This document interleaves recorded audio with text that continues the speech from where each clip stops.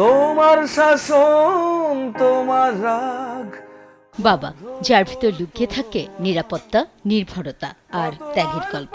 পরিবার আর সন্তানের মুখের হাসির জন্য নিজের সব চাওয়া অবলীলায় ত্যাগ করেন। সে একটা ভালো মানুষ হবে, আদর্শ মানুষ হবে। টিফিনে আব্বু জিজ্ঞেস করে কি খেয়েছি না খেয়েছি, ভালোভাবে খেয়েছি কিনা তা বলি। তারপরে বাবা আমাকে টিফিন কিনে দেয়, আরও কিনে দেন এবং আমি খাই। এর মধ্যে অনেক কষ্ট করি, আমরা যে হাজব্যান্ড অফ দুজনই, ওর মা আর আমি অনেক কষ্ট করি, এর মধ্যেই ম্যানেজ করে নিতে হচ্ছে। ছেলেমেয়ের পিছনে তো চমক দিচ্ছে আমরা, তাছাড়া কি করবো এখন?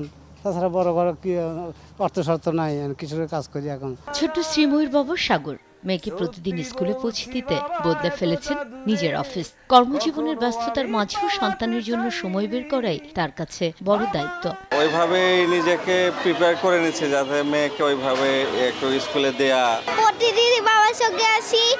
বাবা হচ্ছে তো রাতে একটু অফিসে দেরি করে আসে বলে সকালবেলা বাদ দিয়ে যায়। আমি এতটা দূরে যেতে চাইনি। কিন্তু এসব বাবাদের অনেকের ক্ষেত্রে জীবনের শেষ সময়টা হয়ে দাঁড়ায় জীবনেরই রূঢ় বাস্তবতা। ৮৭ বছর বয়সী মোহাম্মদ আব্দুল গনি পরিবারকে দাঁড় করাতে জীবনের দীর্ঘ সময় ব্যয় করেছেন, কিন্তু তিনি এখন বৃদ্ধাশ্রমে। তবুও সন্তানদের প্রতি অভিযোগ নেই, আছে শুধু খোঁজ পাওয়ার অপেক্ষা। আমার জীবন একবার ব্যথা গেছে, একটাই মেয়ে মাত্র আমার। এই প্রতি মাসের আর কদিন, আগামী শুক্রবার আসবে সে, প্রতি মাসেই আসে। কাপড় চোপড় আমি যে সময় কাপড় বানাইছি, দু জোড়া কাপড় বানিয়েছি সবসময়, সবসময় 2 জোড়া কাপড়। এই সময় আমাদের অবস্থানও ভালো আছিল। বিশেষজ্ঞরা বলছেন অর্থনৈতিক সচ্ছলতা, পারিবারিক সম্পর্ক ও নারীদের দায়িত্ববোধ মুক্তি দিতে পারে এই নির্মমতা থেকে।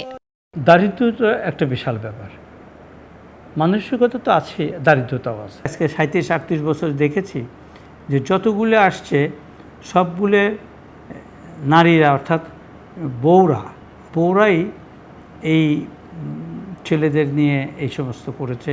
এটা প্রুফড, এটা আমি হল্লপ করে বলতে পারি। বাবারা হয়তো সবসময় আলোচনার কেন্দ্রে থাকেন না, কিন্তু তারাই পরিবারের মূল স্তম্ভ। যখন আমার প্রথম বাচ্চা হয়, প্রথম যখন ওকে দেখি, সেই সময় আমার যে অনুভূতি, আমার মনে অজান্তে একটা আনন্দের কান্না হয়, ওইটা হয়।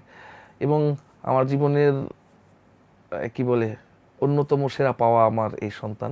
বাবা দিবস শুধু ভালোবাসাই নয়, বাবাদের প্রতি আমাদের দায়িত্ব ও যত্নের কথাও মনে করিয়ে দেয়। বাবা, ও বাবা। যে মানুষটি সারা জীবন ভরসার দেয়াল হয়ে দাঁড়িয়েছিলেন, তারও একদিন প্রয়োজন হয় হাতের স্পর্শ, একটু ভালোবাসা আর সময়।